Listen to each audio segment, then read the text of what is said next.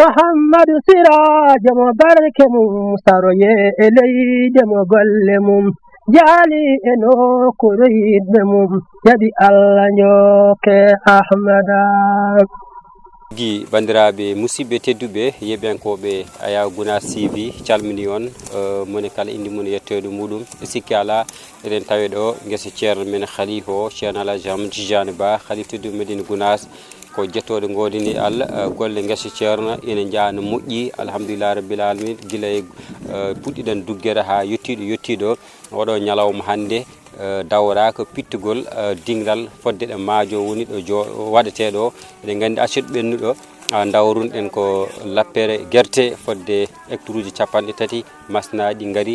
lappi gasam ko heddi ko banggue koccugol ha rusugol gooƴi hande noon dawra ko fittude maaje eɗen gandi alarba garowo 3 lewru décembre ko nder Fass Gunas naaɓe e gargol ceerno Hamdoul Habib ko ɓen garat sonde maajo on saha o lappe woni jiiɗo ni ngal ɗo dingral bandiraɓe ndeyɗo hande fittude dingral ngal so tawi maajo soñama on saha wawa waɗede ɗo makkari ndi kadi no jiiruɗon ni heelama jowama nokku goto kadi makkari waɗi mboɗeri waɗi ko darir ko yettude Allah en feewi golle guesa ceerno in jaano moƴƴi hankkadi koye jofgol golle e guesa ceerno gonɗen onon rewniɓe ala Gunas TV jettore femde moon mbaɗon abonné mbaɗon partage hande noon eɗen ɗo e guesa ceerno juurorde man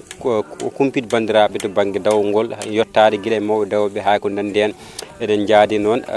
musidɗo men Abdoulaye Ba hande kanko heedan en caméra to ɗo e yeeso ayaw ko musidɗo moon Ousmane Alassane to Abdoulaye Ba rewe am kolle bandiraɓe dawgol golle ɗe yuɓɓi waɗi fayida kadi golle ɗe rewi lawol kadi on calminama mbiyama yon jokku golle eyyi wonande ko jiimi ga ko kam machallah gila guesa ceerno nde fuɗɗi ha hande bandiraɓe ene tinni kadi aɓe ndewi e golle ɗe e mbaɗi hen kadi respecté kadi ko ɗum tan gandanta hoorema ko fate e guesa ceerno kam kala ko waɗa hen kam ene jaari kadi ko jiiɗa hen ko duwaw tan yimɓe darata kadi ko yimɓe ko duwawta darata hen kadi ko ɗum noon kadi ko tinnare e wakkilade kadi kala ko ceerno wi hen kam ɗum noon kam en ndewat hen ceerno min calmini yo min tuubi min calmitima tawi eɗen ɗo e guesa ceerno juurorde hande eɗen dawri ɗo fittude maajo o holno jiiɗa golle kadi foti métre uji woni ko fitteteɗo ha ni yaajidi tawi ko Allah caggal salminde e juurade e salminde dendagal bandiraɓe foof e kuuɓal en jettiɓe en jarniɓe en jetti feres kadi no fewi mo Gunas eɗen mbawi feres mo Gunas tan foftenen koye men kamɓe foof en jettiɓe en jarniɓe e darde mabɓe timmude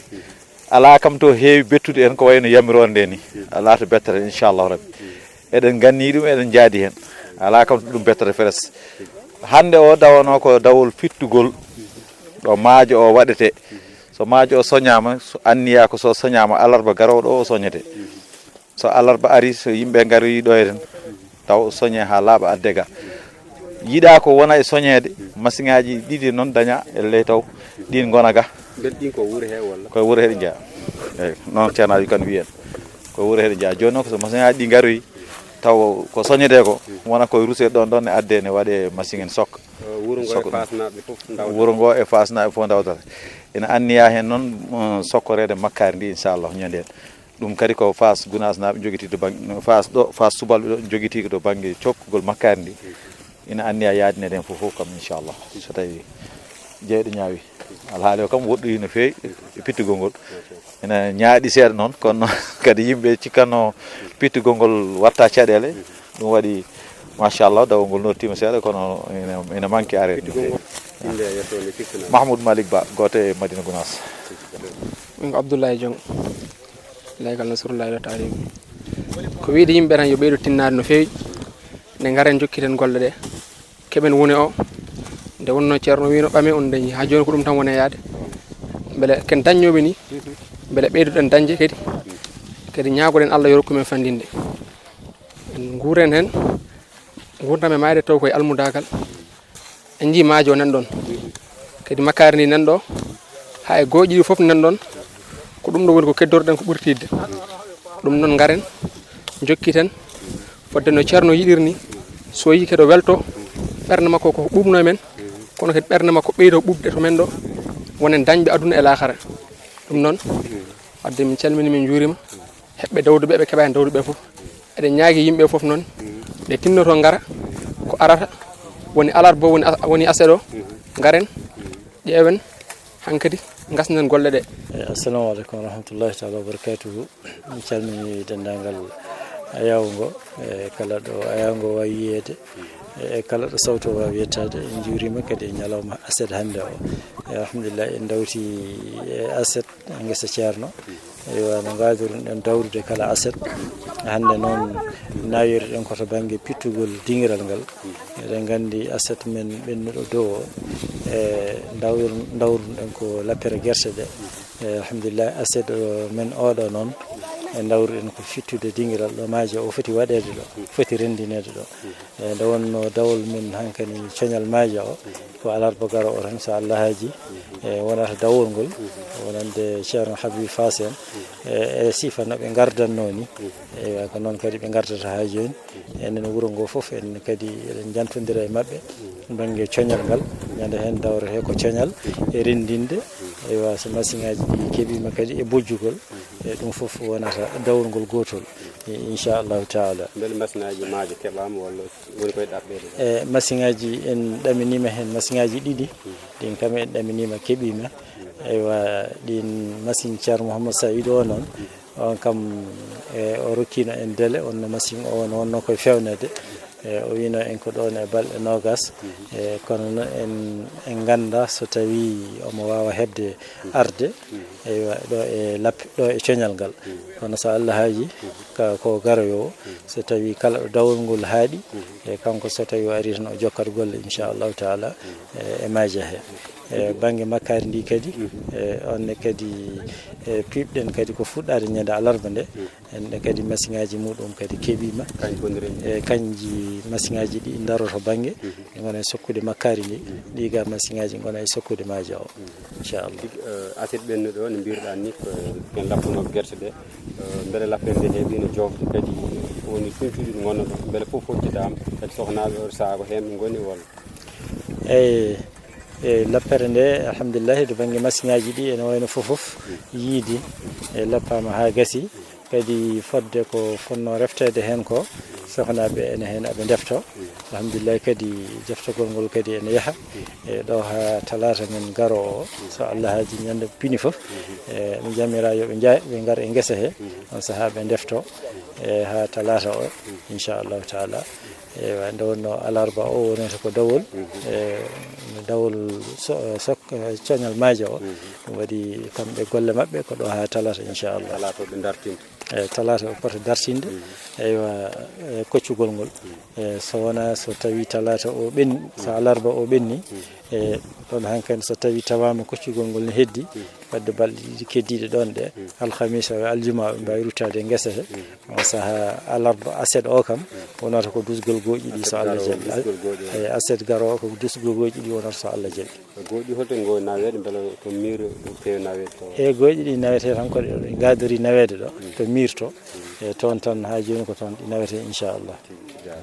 eyyi ko wiide alhamdulillah rabbil alamin rek alhamdulillah rabbil alamin alhamdulillah rabbil alamin yettode wodani Allah kadi e Allah addini en gila hankkadi to fuɗɗano rek ha ene wayno hankkadi saaha woni koye saaha wortede golle ɗe e hanke noon dental habri pour yo ɗo hande waɗe dawol e woni no mbirɗa ɗo woni itta woni hen jeehi won hen daroɓe leɓɓe heddiɓe no mbiya yo garduga après daara kadi ɗum ɗo alhaali maajo o so soñoyama en ɗamini hankkadi coñgol ngol natti woɗɗude fayida e hankkadi en ɗamini tan nde yontere aron ɗo rek ko hen fotata wonde ɗum noon so taw kom so yonti tan taw ngal ɗo bolɗo to gonɗen hannde ɗo tan fewna ha feewi taw so arama tan maajo adde ɗo rek lappore tan gotol golle ɗe tan gona golle goote. a haali addoɓe leɗɗe ɓen beele ko leeɗe ɗe fof walla woɗe leeɗe kadi ɗen leɗɗe ko beele ko aroɓe pour banggue defgol mabɓe ɗen leɗɗe tenera walla? eyyi alhamdulillah kadi no mbiɗa ni kadi eyyi wonno hanki ko nde habrade ko noon habrira wiya ko leegal nere ene wonde leegal sarat kamɓe oɗon banggue ɗo wiyaɓe yaaɓe daariya leɗɗe ɓeno ɗum galle ceerno eyyi ɗen leɗɗe kam en ɗamini kam wona ga kam ko leɗɗe parɗe galle ceerno après wiya ko heddi ko noon yo arga fitta e aɗa wonno kadi golle ɗe fof gowni ko dental fof rendi kono ko hunde kadi so manqui tan woda kadi ɓayde so hunde so yaaji tan il faut yimɓe ceroɓe kettaga ɓe kettatu e kono kam alhamdulillah ko hetto noon golɗe fof gotum fof kadi koye dawle jeeya saabu yaaɓe toɓe sino wona noon tan yaata ko ga tan ɓe garata enen fof kadi ndenden ka kadi mba hol erang batta sukaɓe Madina Gounass tawi alarba ko dawol mawgol ceerno ɗum mbini e banggue coñgol lappugol guila e maajo ha e makkani ɗum ina namdi keewa eyyi alhamdulillah no mbiɗa ni kadi ha joni eyyi saabu erango kam ko ɓooyi waɗede ɗum noon moƴƴi hunde noon so ɓooyi waɗede ɗum noon foof ko pour tan ha ɓeeɗo yaji e waddenno wajiɓe eɓena gara woni kureji men fasnaɓe eɓena gara pour alhaali coñgol majgol saabu on jour kam jiɗɗen so taw soɓe gari tan taw ala ko heddoroɗo coñgol ngol ene wonde lappugol ngol ene wonde foof taw en yaada te ɗum noon en ɗemni kam ɓeeɗo kam machallah no mbay jogade sembe ni e noon mbayi softude hen ni soɓe gari en tawtiɓe tan ɗum kam so Allah haaji hay ko ɓuuri ɗum ɗon sa en wawi heɓade ɗo saabu enen kam eɗen gandi kam dental ngal ono banque kam Allah kam ne woodi e kala ko ummana so dental ngal ummanima ɗum ɗo kam hay sinno ko yimɓe tan ɗiɗo gummani ene wayno ko gasini saka noon so dental ngal fof ummi e ɗum noon ko ɓeydade wasiyade bandiraɓe yo yimɓe ɓeeɗo tinnade ni yo yimɓe ɓeeɗo tinnade ni yo ganda kam hunde kala ko wawa dañede a tan almudagal ngal ala hen en tout cas dal ɗum ɗon ene wayno yahanni saabu ɗo kam masa ɗo kam enen fof eɗen gandi saabu ɗo kam ɗo guila e mamiraɓe men ha e taniraɓe ha jinnaɓe men foof ko ɗo tawɗenɓe eyyi ene wayno bama Dia Hayre wotto haaldata wotto wiyata kala ñalgu min dawi koye dokke Ahmadou min pawi ɗon pecca min nowi e ɗum noon kala jiɗɗo feccoyade janggo ya tinno hande rek e saabu kam aduna ko hande e janggo aduna noon gongoni won hen yimɓe mbiya aduna wona haydara kono kadi sa daari kadi sa daari won hen banggue aduna ko hunde e saabu aduna ko hen paggorɗa fodde exemple kala ko pandinoyta janggo e te neɗɗo kam te vraiment ɗo kam eɗen gandi ɗo ala fof ko dañcako ɗo guila to aduna pewɗo aduna portiɗo ha to lahara moƴƴi foof e saabu neɗɗo kam so aduna ma fiwi tan lahara ma kam ha ɗum haldaki e ɗum noon enen fof eɗen ñaaga ɗo kala hay sinno ko anni e ma tan anni golluɗo haaju ma ko fewi saka noon sa golli e te neɗɗo kam muɗum hen mi ala hen ko ceerno moɗo kam muɗum hen mi ala hen ɗum ko ɗo gasata ɗo daroɗa goto fof anda holi an goto fof anda ko hollum ngol taw janggo taw sa fecciyama kam gulu wulti mbatta e ɗum noon yo Allah rokku en tinnade almudagal meɗen te kadi yo Allah wuurnen almudagal yo Allah waɗen almudagal saabu ɗen almudagal kam hunde kam kala ko ha dañani en aduna ɗamni ko ala ko dañca ɗum yo Allah waɗen en jaam muhammadin wadi bintihi والبالحة وابنيهم زبين عالم الهدى والتابعين لهم فهم سعداتنا أهل المشارق والندى والركس قامل قد واسقف كربه يا خير من مد القساة له اليدا الله أكبر جل ربي قد حباه ثم الصلاة على النبي المتبى محمد سراج ديمبيتي الحمد لله daw ngo kam dawi tan wono dawrude ni julɓe ngari ne wonno ko fecca wuro ngo ɓe jeehi tenol ɓe ngari ga fettugol ngesa ba pour ɗo maajo foti waɗede ɗo e ko mawɗum kañum fodɓe arɓe ɓe liggey ko mawɗum ko hen wona gasan taw kono eɗen moƴƴi jorta ma gas inchallah rabbi foti dignal ngal beela teski foti métre uji itta am wawa wiide ko ni parce que ɓen kam mankata kam 50 mètres carré o kam mankata ɗum e haqqilam tan ne wawi ɓuuri ɗum kono kam fodde yenna kam mankata 50 mètres carré ko tigi goote goomu yamirore hongal leegal taweɗa e goomuji yamirore nde tawno leeɗe fof ina hen eyyi min ko leegal rahmatullahi gonmi toon tawat wala on goomu fof ardi yande eyi yoga hen aride kono fof ardani min hooram nde wonno mi eɓani yawde tinde dawol ngol nde wonno ɓe jogui groupe o mi ala e nder hen hanki hedde 20 heures gartumi jama moɗo tawmi message wonde hande bato ina woodi wala wona hanki mataw ko heccanke wonno janude hanki wonno jama hanki janono aljuma jama moɗo gartumi kalimo haala bato on saaha noon yimmi tawtorede bato noddumi tawi mbi kam wonde hande ko vers la fin bima donc wadde yaade ka ton kadi won woodi kadi jarani no fewi min jaɓi tan message o yetti min min gara min mbaɗa voilà quoi l'essentiel tan ko dawde nde quoi ɗum min dawi alhamdulillah tigi joomi yamirore ko rewdiɓe golle gues ceerno eyyi ko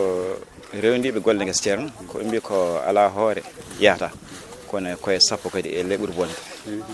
e so hoddirama joni min gari min tawi mawɓe ɓe mbimon aha ko ɗo rewete ko ɗo foti dawe ni foti waɗirede joni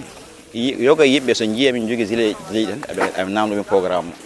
min naɓay min ƴettum koye mawɓe tan kongol wona gotol min kalnaɓe ko mawɓe jii ko so hoddirama ko funnaange dawrte enen ko hirnaange gonɗen somin jii ɓe mbiya ko funnaange dawrte ko ɗum ɗo gollete min mbiya julɓe ko ɗum ɗo gollete eyi voilà ɗum erama guile goomu yamirode ha e ɓismu mani Gounass takki ɗum ala ko gar wonde ko dawol keerengol mbat Gounass naɓe arde sonde maajo enen kadi gaari janten mabɓe e lappude maajo ha e makkari ndi andi ko adi fof golle ɗe hannde gon ko gasde ko wiyete jokkide male ko ma jamanu arɗo jiiɗa daw donka dawde so tawi guesɗe golle ɗe gasi tan eɗen jooɗo ko duuwi taw en dawani par ce que ceeɗu ngo taw en dawani saaha kadi yimɓe ene gooƴe dawol ngol ene gooƴe dawol ngol donc noon ɓayde ko vers la fin heure to men dental ngol yoɓe tinno ɓe ngara par ce que golle ene keewi so ngal Allah maajo ene mawni omo yaaji so ñeeƴe ha gasa adde lappe makkari ndi so gasi kadi makkari ndi ko lappe ɗum wona golle tokoso ko golle mawɗe kewɗe fala budde yimɓe kadi mbatten haqqillaji men no moƴƴi miɗen moƴƴi jortono inchallah rabbi kadi dental ngal eɓe dartori eɓe mbaɗi programme dawde alarba o dawol mawgol kadi inchallah rabbi calminima tawi ɗo gues ceerno kala dawol kadi amin teskima ga cikkinami inde yettani holto jeeɗa leeɗe meɗen ko Moussa Ba mbiyetemi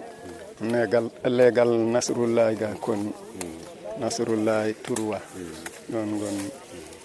baaba son juumani ka goto salliji jammama Nasrullahi Tourwa goto jamaji Nasrullahi jama ceerno Mamadou Konté en ɗon Allah waɗimi kam oɗo sa'a lay ɓurdam ɗum hikka kam o natti kono ko kañum eywa wonno sababu eywa ha Allah addimi ɗon wallahi baaba en jettima ga gues ceerno hannde ngendi golle ɗe nan jaana moƴƴi kadi hol jiiɗa golle pittugol ngol hannde e ratoji hay ko nandi machallah so heewa kane kam eywa liggey o yahan normal eywa yimɓeɓe kam machallah fodde ɓe Allah addi ɓe eywa ɓen kam e golla no hannir tan hen aha fodde no jiiri ni kay kam so yaari ni eywa ana feewi ha wona seeɗa kal alhamdulillahi rabbil alamin eyyi min ko Amadou Tidiane Ba legal afiya ɓurɗo ande reis joguiɗo émission Dakar FM e machallah fa tabarakallah asnal haalijine jetti Allah no fewi alhamdulillahi rabbil alamina nde Allah hokki en jaam cellal kisal e arde ɗo kadi dawol guesa ceerno yamirore enen wodenen tan ko yamirore e ɗum woni almudagal yidde ceerno fayi koye almudo so haalnama yamirore golla yidde ceerno wona ɓornade bolok walla jogo kurus walla yaaha ala so ceerno ma kala ko yamirma kala to mbaɗa wonde e duniya foti Madina walla wona Madina ala ɓatana a notiɗi ka madinaji notirade madinaji wona hodde Madina notirade Madina wona ɓadade ceerno ala ko gollande ceerno e nande haale ceerno e accude kaɗe ceerno caggal e ndewɗa Allah caggal nelaɗo ɗum sallllahu alih w sallam ko ɗum woni almudagal noon hande ene setti en jii mawɓe men babiraɓe men jinnaɓe men ala fof ko mbaɗani en jii nafoore hande hol galle mo natta mo ala oto walla moto walla welo hande ko teeri suuji nden ko saña ɓe ñamonno kuɓeɗe ciya fof ene ɓuuni kono hande kadi jal tan jama tan ɓe dawa ha takkusan ɓe gata fof mabɓe ko ɗo kamɓe ɓaata tan eɓe jiiya ceerno mawɗo ɓerde mabɓe ne ɓuuɓe belti enen hande Allah addani en nema holko woni nema hande a dawata guesa ceerno jara koyɗe sonataɗo weela walla so tawi sa darima ɗo bowal ɗo tan a heɓat to jaaruɗa ɗum noon tinnoɗen ganden ko keɓɗeno ko weeɓani duniya foof ene daara en ene daara ceerno men saabu hollum ceerno wona wonɓe toon ɓe omo ɓuuriɓe foof ɓuural kam ko jungo Allah woni innal fadla biyadillah yuti man yasha Allah ne hokka ɓuural kala mo weela en mbiyani ko ceerno men ɓuuri gandal en mbiyani ko ceerno men ɓuuri karansir en mbiyani ceerno men ɓuuri fo ala kono aduna fof ene hormanimo saabu hollum needi ceerno ala ko aduna o yiɗanimo sona needi joni enen almuɓe holko paɗɗen gollande ceerno beele ciforɗen needi ceerno holko saabi madinajo so yaltiɗo wiye ardu julum wiye gollu wiye duwo foof ko o hakkete saabu wutte ceerno eyyi ɗum noon batten haqqille no fewi gandon keɓɗon ko weeɓani ko teddugal koy eyyi min noon mbiɗa fanano madinajo mbiɗa fanano mbiɗo ko almuɗo eyyi mbiɗo noon ko almuɗo an noon a wawi yiide ko almuɗo a yahata jama ceerno a wawi yiide ko almuɗo a yahata galle ceerno a wawi yiide ko almuɗo a yiyata ceerno ko noon tigui min ko Alaji Lamini joom wuuro Sansankoto mi salmini dental ngal mi juurima ɗum miɗa salmina kalifa men o yo Allah ɓoynumo yeeso meɗen e ɓoy en sakkanade e duwanade o en jaari dental ngal no fewi ɓeyden wakkilare de ɓeyden wakkilare mo yi ɗum ɗo andade ko dokke Allah Sancankoto commune holton tawa commune Lenkerin mi woni joom wuuro Sansankoto ala min ko chef de village Sansankoto ko dawol de armi hirjinde e salminde e juurade miɗo duwi ɗo ñaagui duwaw mi salmini dental ngal mi salmina ceerno en mi salmina ceerno papa en Alaji Tidia e Basiru miɗo salmina ɗum aɗa wowi arde dawol ngol walla hikka woni lawol garol Allah minen kan dawol ɓuuri duuɓi 30 miɗo ara dawol ɓuuri duuɓi 30 minen Sansankoto minen ara dawol minen kay aɗa andi kay hande ka won ɗo ceerno no wini on toon tan Sansankoto to hakkude galle mum woni minen kan ɗiɗi e tati ala minen kan fof ko ceerno dande wote wutte goto woni hen wutte goto woni Sansankoto ɗum noon min salmini ceerno min salmini dental ngal hol jirɗa golle dawgol hande kawriɗa ko pittugol banggue maajoɗo waɗeteɗo ɗo kan no wirmi dawgol machallah ɗo kay moƴƴi foti woɗi moƴƴi yo Allah ɓeydan en polgal e dawgol ɗo kay ko hani tan min ko Alaji Lamine Camara Alaji Lamine Camara jomum wuro Sansankoto ceerno Basiru Thiam Siradio Hammed Cissé miɗo hokkimo baɗirawo on miɗo salminamo miɗo juuro Ousmane Camara kadi miɗo salmina ɗum Alaji Basiru wonan enen fof miɗo salmina ɓen ɗon ɓeɗen andodiri ko noon to woni andani kono ɓen ɗon fof so haali yiɗinde joom wuuro Sansankoto ɓe andi minen komin jatiguiɓe kadi komin wernoɓe kadi komin werneteɓe kadi ɗum noon mi salmini mi juurima mi weltima miɗo salminaɓe fof kamɓe joom radio o yo Allah nawru yesso radio ngo yo Allah ɓeydan en polgal yo Allah ɓoyni ceerno yesso men ceerno Ibrahim en fof miɗo salmina ɗum e miɗo andode ko jantamɓe woni ceerno papa en fof miɗo salmina ɗum ɓe fof mbiɗen andi min ko motoji men ardi alhamdulillah jetti Allah no fewi hikka kam gila ndungu otoɓe dawi ɗino jarata ni ene moƴƴi yimɓe ene jogui pellital no fewi soɓe gari kadi eɓe golla ay hande kadi dingiral ngal alhamdulillah dingiral heeɓima inchallahu taala no golle ɗen jarata ni ene weltini no fewi ene moƴƴi machallah kam eɗen jogui jorto ñande hen kam no way foof ma soñe kam rendine ɓurɗen yidde noon ko soñe rendine kadi lappe masiŋaji majo noon kewani wuro hen no fewi taw ɗum waɗi ndeke ene foti kañum ne heɓede nonno joni gonɗen ko e zamanu masiŋaji kono noon kadi ñande hen kadi so arama woto ɗaldenɓe kadi eyyi ɗaldenɓe janten e mabɓe enen foof e keewal beele golle ɗe ene ɓuura newade ene ɓuura yawde inchallahu taala ceerno hol erago ma e aynaɓe mbawi rewade jawdi ndi sa gowni guerte ɗe lappama kono kam gooƴi ɗi foof nanɗon heddi kadi guerte goɗɗe cuwagal o saaha e sifa kuftidinɗo kala to guese goni wona guesa ceer mbata nde wonno guese ɗe foof guesa ceer aynaɓe ɓe poti ko ɓeyde ɓurde tinnade rende jawdi ndi guila e hooram noon ɓe poti ko ɓeydade ɓurde tinnade rende jawdi ndi saabu eɓe gandi